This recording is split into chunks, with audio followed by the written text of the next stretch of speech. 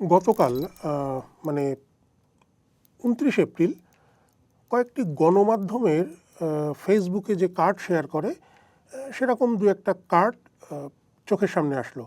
সেখানে লেখা যে সংসদ নেতা ও প্রধানমন্ত্রী সংসদে ফ্লোর ক্রসিং এড়ালেন। খবরটা দেখে একটু চমকে ওঠার কথা, কারণ দীর্ঘদিন সংসদের খবর সংগ্রহ করার কারণে ফ্লোর ক্রসিং শব্দটার সঙ্গে মোটামুটি পরিচিত। কিন্তু ঘটনাচক্রে মনে হচ্ছে যে কেউ কেউ এই ফ্লোর ক্রসিং আর রাস্তার জেব্রা ক্রসিংকে মিলিয়ে ফেলছে। ঘটনাটা একটু ব্যাখ্যা করা যাক। তার আগে একটু পুরনো একটা ঘটনা বলি। সম্ভবত সেটি নবম সংসদে, মানে 2009-এর যে সংসদ, সেই সংসদের যিনি সংসদ নেতা ও প্রধানমন্ত্রী ছিলেন, তৎকালীন প্রধানমন্ত্রী শেখ হাসিনা, উনি সংসদে ঢুকছিলেন। তখন মন্ত্রী দীপুমণি বক্তব্য রাখছেন। উনি কি করলেন, দীপুমণি যেহেতু বক্তব্য রাখছেন, উনি দীপুমণির পিছনের আসনে বসে পড়লেন। দীপুমণির বক্তব্য শেষ, তারপরে সংসদ নেতা তার আসনে যেয়ে বসলেন। ঠিক ওই ঘটনার পরে একটি অনলাইন গণমাধ্যমে নিউজ হয়েছিল যে সংসদে ফ্লোর ক্রসিং এড়ালেন প্রধানমন্ত্রী। ঠিক গতকালকে যে ঘটনাটা ঘটেছে কিছুটা কাছাকাছি। গতকাল মানে 29 এপ্রিল যেটা হয়েছিল সেটা হচ্ছে সংসদে আইনমন্ত্রী বক্তব্য দিচ্ছিলেন। আইনমন্ত্রীর মানে যেখানে বসেন সেটা হচ্ছে সংসদ নেতার পেছনের সারিটা। আইনমন্ত্রীর পাশে ছিলেন চিফ হুইপ। তো সংসদ নেতা ও প্রধানমন্ত্রী তারেক রহমান ওই সময় সংসদে ঢুকে দেখেন যে আইনমন্ত্রী বক্তব্য দিচ্ছেন। উনি কি করলেন, আইনমন্ত্রীর পেছনের আসনে বসে পড়লেন। দুই একজন তাকে, মানে চিফ হুইপও তাকে ইশারা করেছিলেন যে সামনে চলে যাবেন কিনা। সংসদ নেতা তিনি সেটা না করে ওখানেই বসে থাকলেন। এই ঘটনার পরে কেউ কেউ এটাকেও ফ্লোর ক্রসিং হিসেবে আখ্যা দিয়েছেন। সদ্য যে ঘটনাটি ঘটেছে এবং পুরনো যে ঘটনাটি বললাম, দুটোর ক্ষেত্রে কাছাকাছি ঘটনা। এই যে দুই সংসদ নেতা একজনকে অতিক্রম করে নিজের আসনে বসলেন না, এটা কেন করলেন? কারণ আমাদের সংসদের যে কার্যপ্রণালী বিধি অর্থাৎ রুলস অফ প্রসিডিওর আছে, সেখানে সংসদ সদস্যদের পালনীয় বিধি সম্পর্কিত একটি অংশ আছে। সেখানে বলা হয়েছে যে সংসদের যে সংসদ কক্ষ, যেটাকে হাউস বলা হয়, সেখানে একজন এমপি কী করবেন কী করবেন না, কিভাবে বক্তব্য রাখবেন। এবং আমরা অনেকেই জানি যে সংসদে যখন কেউ বক্তব্য রাখেন সংসদ সদস্যরা, তারা স্পিকারকে সম্বোধন করেন। এবং এই যে স্পিকারকে তিনি সম্বোধন করছেন, মানে তিনি স্পিকারের দিকে তাকিয়ে বক্তব্য দেবেন, এটা হচ্ছে সাধারণ রীতি। স্পিকার এবং যিনি বক্তব্য দিচ্ছেন তার মাঝখানের যে জায়গায় কেউ যেতে পারবে না, অর্থাৎ দুজনের মাঝখান দিয়ে কেউ হেঁটে যেতে পারবে না, এটা সংসদের রীতি। তাহলে এটাকে ফ্লোর ক্রসিং কেন বলা হচ্ছে?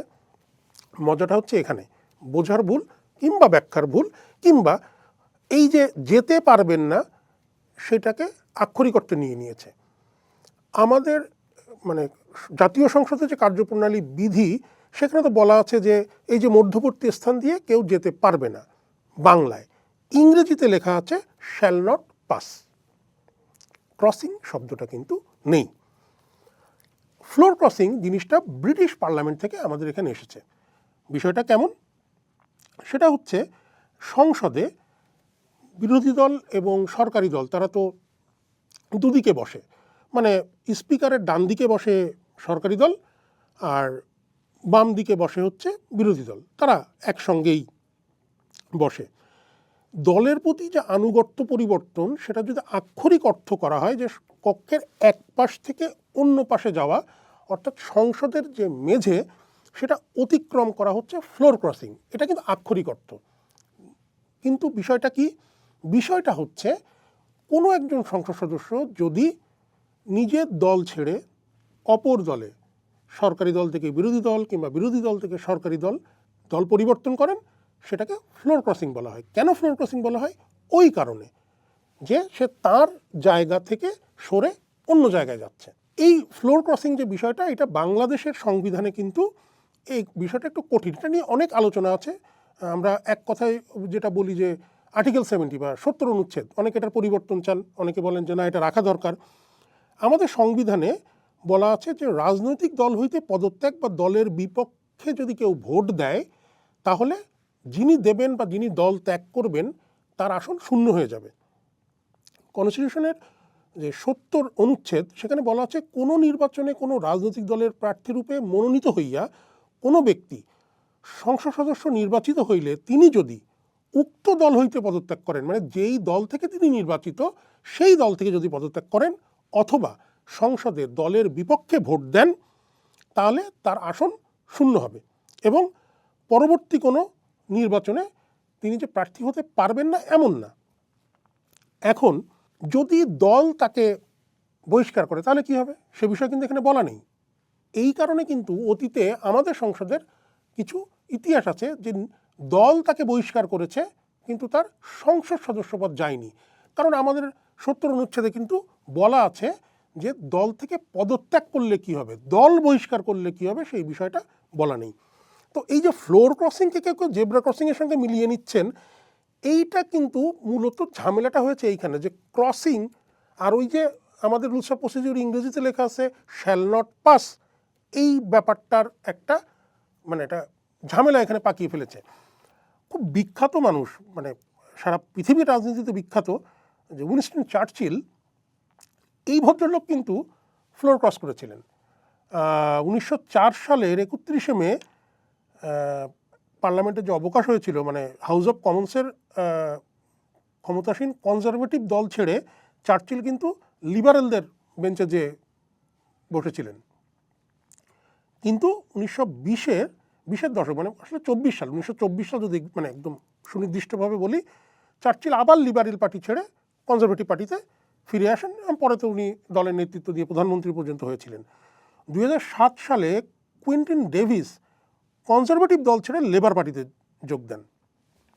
ব্রিটিশ পার্লামেন্টের এই যে ব্যাপারটা, দুটো ঘটনা আপনাদেরকে বললাম। তো ফ্লোর ক্রসিং মানে যে শুধুমাত্র এক দল থেকে আরেক দলে যে মানে এক দিক থেকে আরেক দিকে টুকটুক করে হেঁটে চলে যাওয়া, এটা না। যেমন বাংলাদেশে কাজ করে না, ঢাকা শহরে জেব্রা ক্রসিং কাজ করে না, যেখানে জেব্রা ক্রসিং সিস্টেমটা খুব ভালোভাবে সারা পৃথিবীর অনেক দেশেই এটাকে মানা হয়। সিগন্যাল পড়লে জেব্রা ক্রসিং দিয়ে মানুষ হেঁটে চলে যাবে, হ্যাঁ, মানে ক্রস করছে, জেব্রার মতো ওই যে দাগটা থাকে ক্রস করছে। আর সংসদে ক্রস, ফ্লোর ক্রস, দুটোর মধ্যে আকাশ আর পাতাল তফাৎ।